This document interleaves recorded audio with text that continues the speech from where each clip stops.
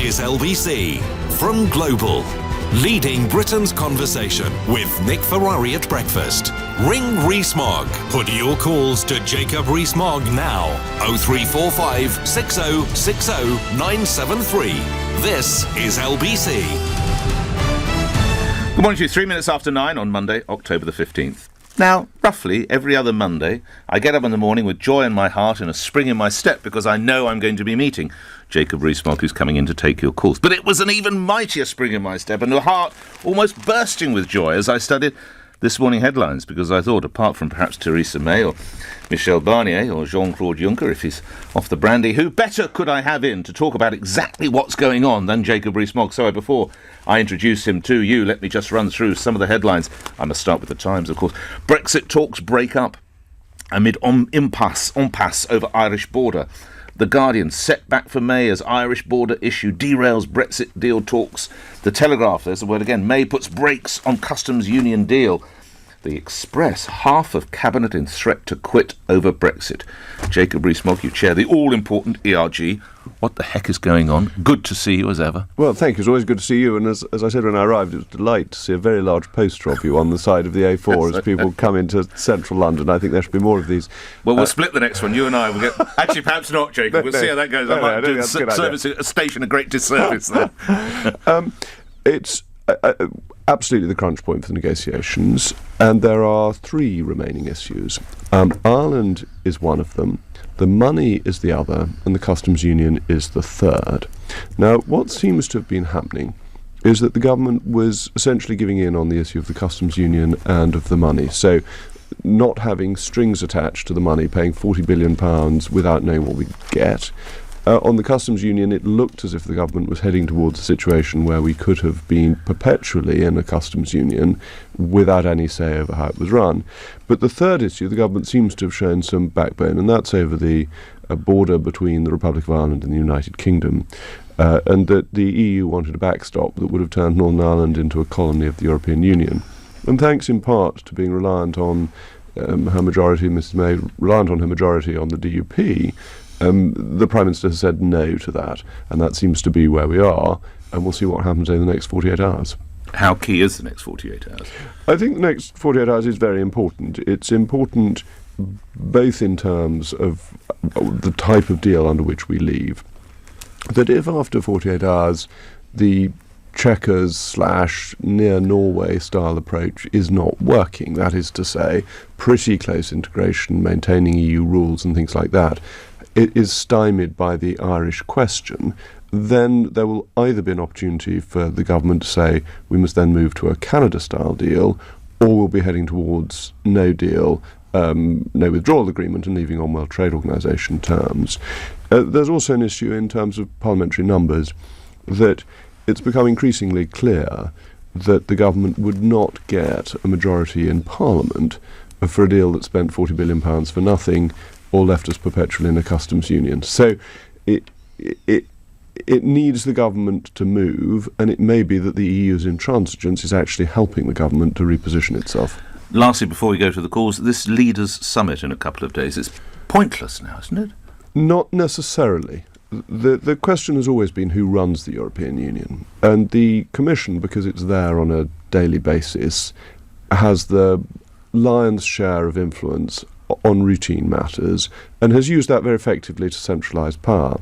But ultimately, the nation-states are the power behind the European Union, and if the heads of government were to say, actually we need to get to a sensible agreement and that the Commission has pushed things too far, they would be able to overrule the Commission.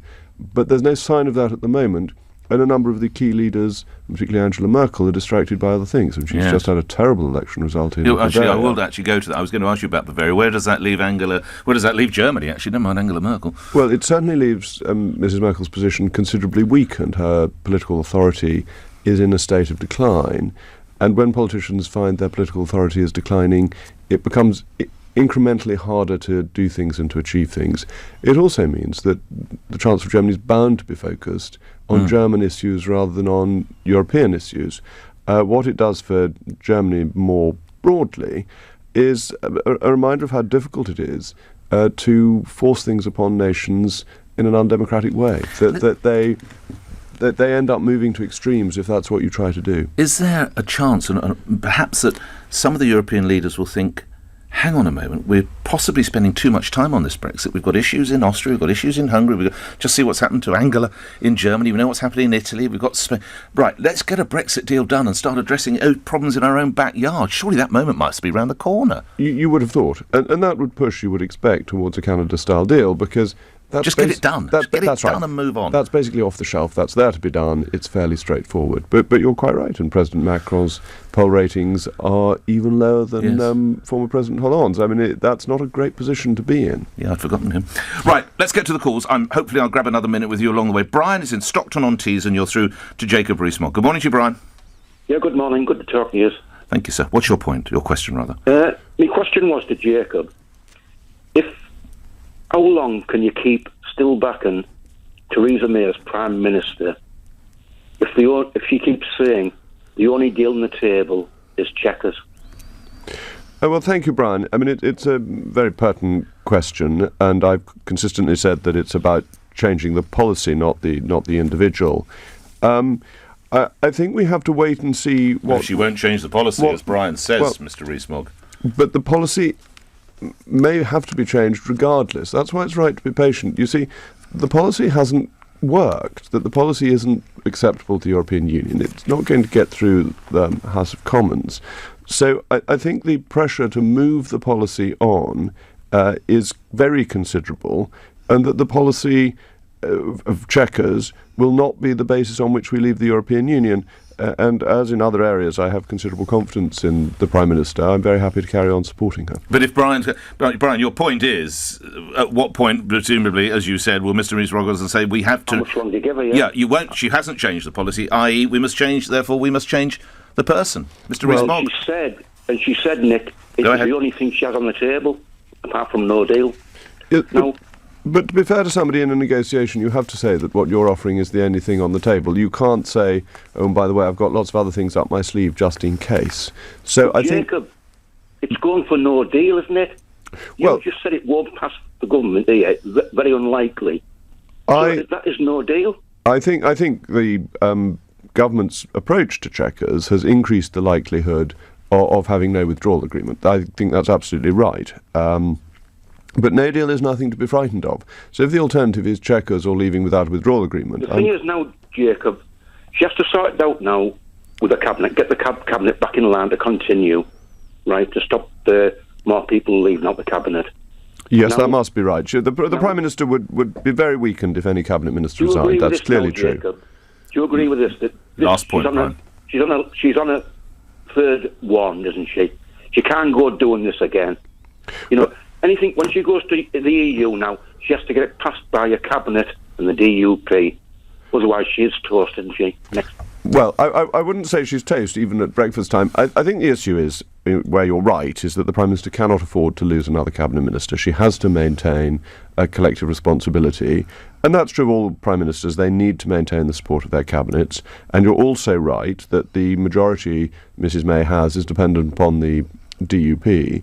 And that's why I think there's a good chance that this policy will, to use the Prime Minister's own word, evolve into something that the country can accept and is genuinely leaving the European Union, rather than the Chequers deal, which is basically staying in the European Union but without having a vote.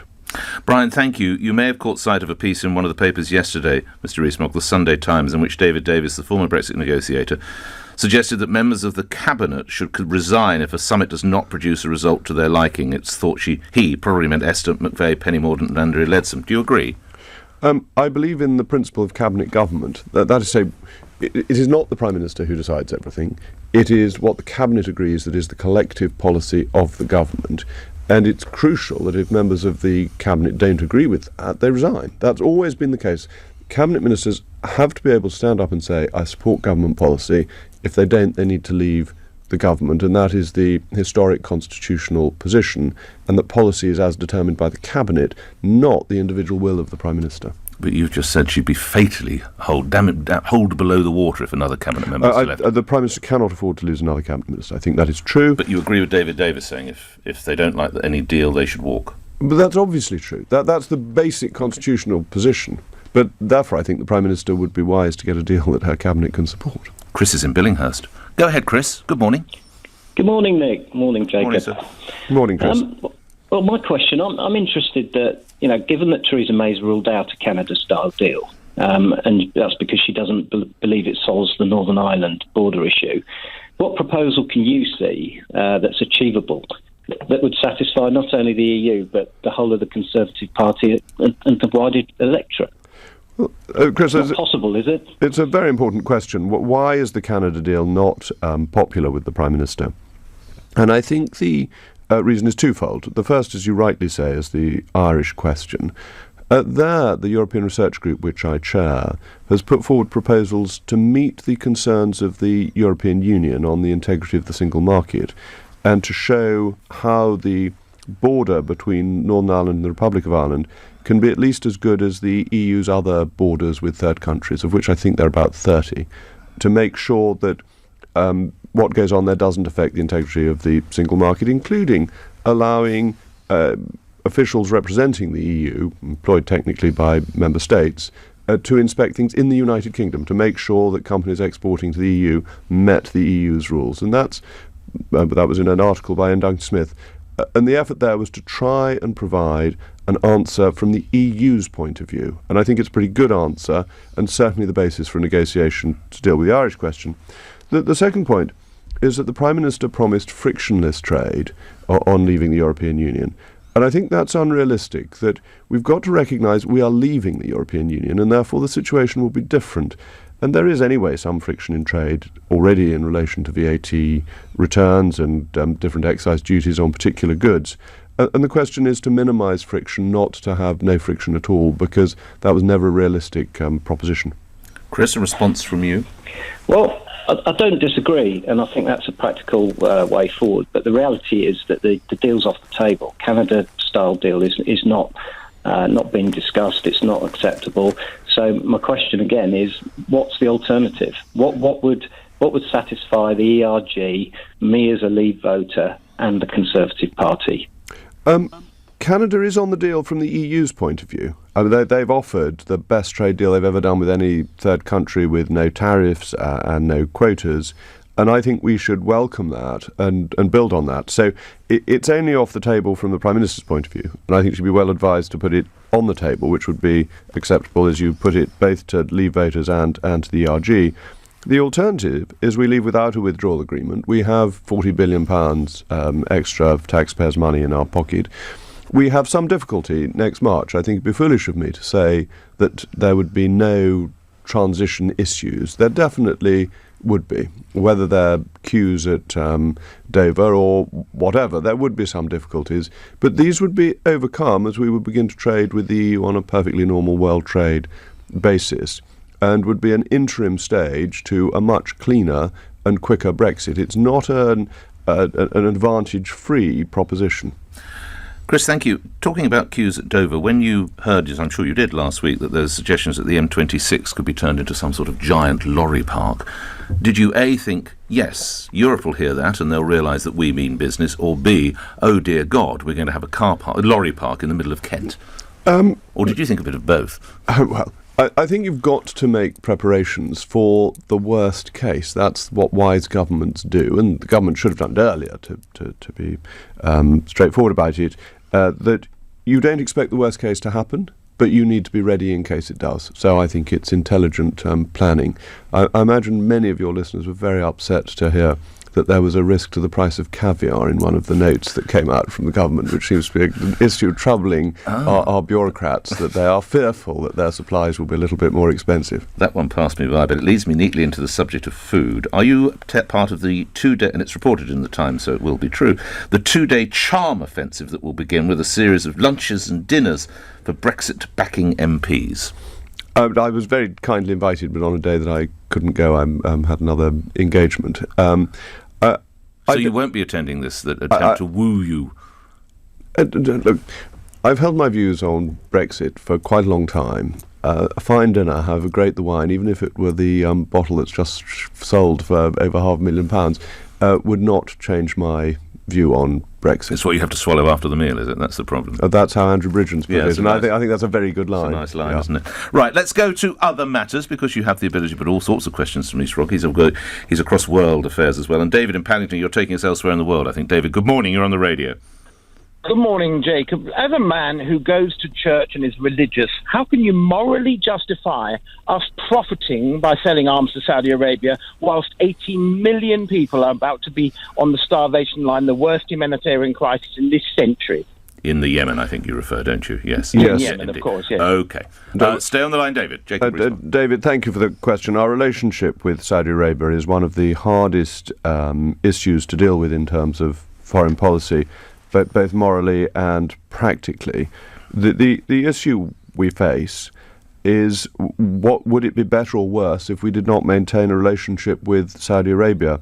And if you look at some of our interventions in the Middle East over the past couple of decades, very often what we do for a moral purpose turns out to have an immoral effect. And therefore I think one should be very cautious about moralizing about foreign affairs. But I don't deny the point you're making. I think the behaviour of both Iran and Saudi Arabia in Yemen is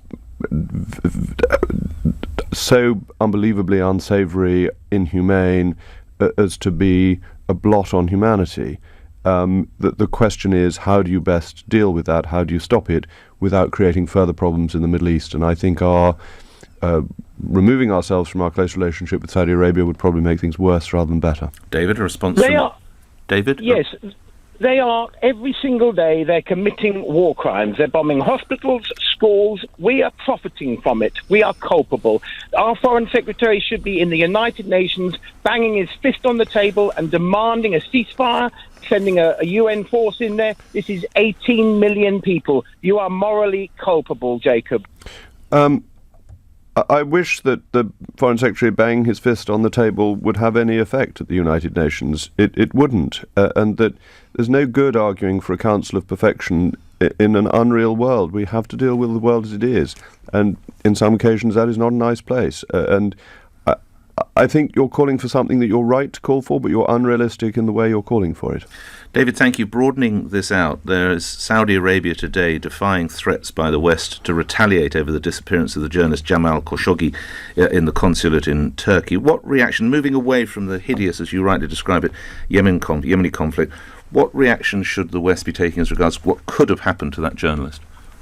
Well, we should take it as seriously as the attempted murder and then murder of people in Salisbury. Why? It's in Turkey, though, isn't it? But as a general principle of international order, foreign countries cannot cross borders and murder people that they do not like. That is simply a means of leading to the breakdown of any form of world order. Who in the world does the UK want to bump off? Who does the US want to bump off? Where does it stop if you allow this to happen? And Saudi Arabia is an ally of ours. We would have no justification in supporting an ally if it turns out that Saudi Arabia is guilty, and therefore what do we need? We need the type of investigation carried out in relation to Russia and Salisbury to establish the facts, to be clear who is responsible, and if it is satisfactorily shown that Saudi Arabia is responsible, then Saudi Arabia must suffer consequences from this. Such as? Well, we must look at what we've done with Russia. You must think of applying sanctions. You must think of targeting... Well, if they put the oil price up, you're a keen economist, that would hurt just about everything, wouldn't it, Mr. Well, that's the difficulty in dealing with Saudi Arabia. But there comes a point at which you have to say, look, this is simply not behaviour that is allowed in an effort to maintain an international good order. And if... we need to be certain, we need to have the evidence. If Saudi Arabia were responsible for the murder of a journalist in a foreign country against its own law as well as international law and Turkish law, then consequences must follow. All right. Staying with world affairs before we come back to domestic matters, some commentators have said that the American judicial system has been fatally damaged by the extraordinary saga in getting Judge Brett Kavanaugh actually onto the Supreme Court. Trump was finally successful. At what cost? Well, I think it's a basic issue of the American Constitution, and it's one of the weaknesses of the US Constitution compared to the UK Constitution. That is to say, the ultimate arbiters of everything are the judges, and therefore the judges have become very political. The US Constitution is incredibly difficult to change, and therefore, because it was established in the 19th century that the US Supreme Court can overturn congressional acts, there is huge power with them as a final body, and it's been politicised by presidents over decades and decades. Never quite to this degree, is that fair? Oh, no, that's not so.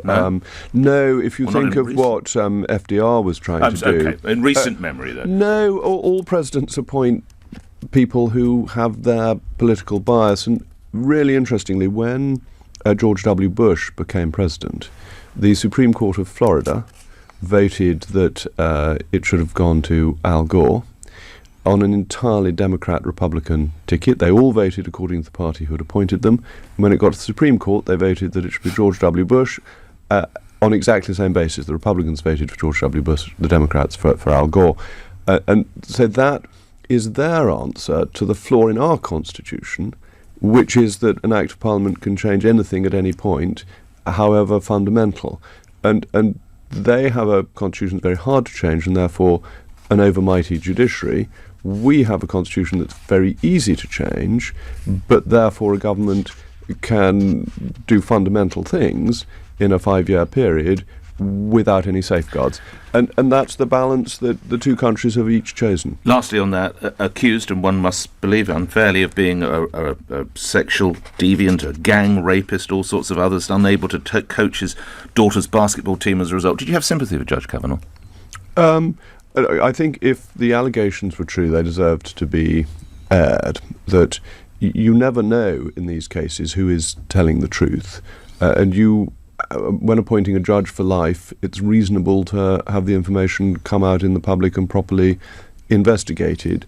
And actually, having watched some of the testimony of both sides, I was unable to feel any clear view as to who was telling the truth. Probably only two people know. Staying with judges, we come home, though. John in Ilford, you have a question for Jacob Rees Mogg. Go ahead, John. Good morning. Yeah, good morning. Thanks for taking my call. Yeah. I just want to know, do you think it's fair that after lifting the 8-year pay freeze and giving the police a 1% pay rise this year, which works out about £32 a month, after the independent panel recommended 3%, it's then fair that the judges are being given a 32% pay rise, which works out about £60,000 a year? You've got all the figures absolutely spot on. It takes them to around £240,000 per annum. Jacob Rees Mogg. Well, John, I'm tempted to ask, what do you think? Are you a policeman by any chance? I am. You are. And I think what you think, and that is that the police, the front line of our justice system, play such an important role in keeping our society safe and, willing to put their lives on the line as an MP. I'm very conscious of with the coroner's inquest in relation to the murder of Keith Palmer having gone on recently, that it does seem out of kilter when the police are not getting 3%, that the judges are potentially getting a £60,000 pay rise. Yes. So John, a response from you. Let you go first. Yeah, I mean, obviously one thing I just wanted to get out there is, as you're probably aware, obviously the pension changes that have happened over the last few years, that this could be seen that 3 weeks before the judges are due to go to court to have their tribunal case heard. This could be seen as some kind of hush payment or go quietly payment. It just doesn't seem fair or right to me. No, it's worth remembering that in the 1930s, when pay restraint was introduced and every public servant had their pay cut, an exemption was made for the judges because they argued that it would undermine the independence of the judiciary if they didn't carry on being paid. The judges have always been pretty good at arguing their own corner for their own terms and conditions.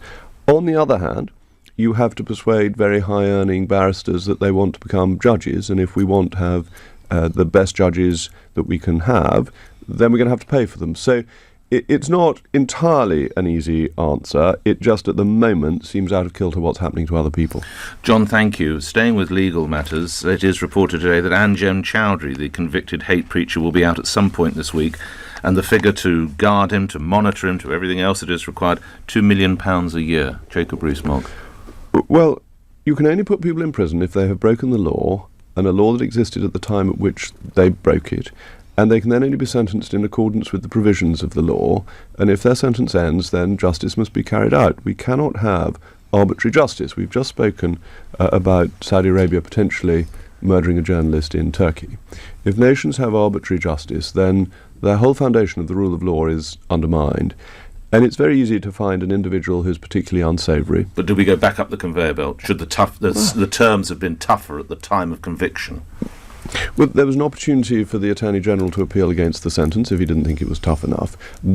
Should Parliament toughen up the rules in future so that people who are convicted in the way he was convicted serve longer sentences? Yes, there's a very strong case for that. But you can't apply the law to people retrospectively. So, am I saying that we made a mistake and bungled it over, and this is not a party political point, just as a nation, we didn't have the laws in place to deal with people like him? And should we make sure that we now do? Yes. But can we invent retrospective law and maintain the rule of law? No, we can't. All right. Let's come back to other matters. Indeed, we need to return to Brexit because there are so many other aspects. I mentioned that David Davis had an article in one of the papers yesterday. Boris Johnson has his column in the Telegraph today. It's still not too late to abandon this disastrous surrender of our country. And he questioned why, and said indeed it was totally wrong, that the government to agree to the Northern Irish backstop on December 8 last year. Your views on those 2 points? Yes, I'm in favour of abandoning what is currently proposed, which seems pretty bad. And it's as if the government has been saved by the Irish question, actually, that the EU has so overplayed its hand on that the surrender on everything else seems to be being withdrawn, and let's hope that continues. And the backstop agreed last year, well, one of the opening paragraphs of the agreement says nothing is agreed until everything is agreed. And it's important to remember that nothing is firmly agreed yet. And we have to be very mindful of that before we start feeling that we are bound into things. Also, nothing constitutionally is agreed until it's passed through Parliament, that we have a system where our laws require the consent of the people via Parliament. They're not made by an autocrat in Downing Street or anywhere else. Final question on Brexit, final question for today. Anthony in Staines. Anthony, go ahead. Yes, good morning, gentlemen. I'd like to ask Mr. Rees Mogg, good morning, about the Scottish question, whether he believes that we must take into account the people of Scotland, who of course did vote against Brexit, and indeed 2 of the 4 nations of the United Kingdom did vote against Brexit. Well, does he agree with me that we need to bring those people on board to get this through?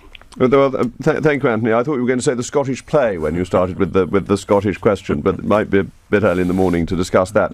Of course, you make a very good point that many people in this country, 48%, voted against leaving the European Union.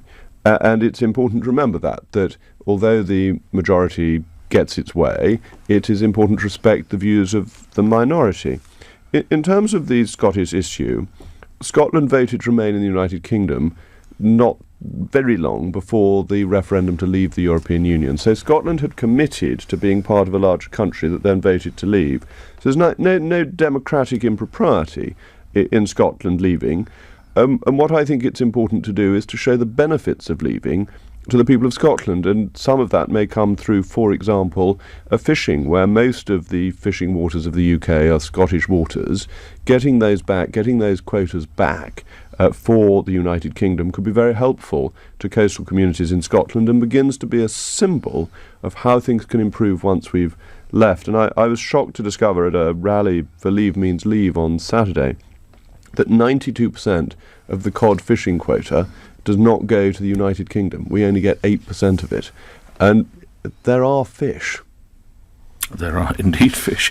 Anthony, thank you. Before I let you go, a totally different matter. It was reported last week that Jeremy Corbyn is keen to bring more into the history lessons of our children. There should be more done about the legacy of the British Empire, the slave trade, how Britain interrupted a rich African and black history and exploited countries. Was colonialism a wholly bad thing? No, colonialism was not a wholly bad thing, though. The British Empire had good and bad bits, like all sorts of things. Some of its bad bits were terrible, but some of its good bits were really wonderful. The ending of the slave trade was a remarkable success. Think of the death of Gordon at Khartoum. One of the reasons Gordon was at Khartoum was he was trying to stop the slave trade that was going on in the Sudan at that point. That there were noble figures, there were honourable figures, and there were rogues. But think of a Sleeman who puts down Thuggee in India so that people could travel in India without being murdered by an extraordinary robber cult.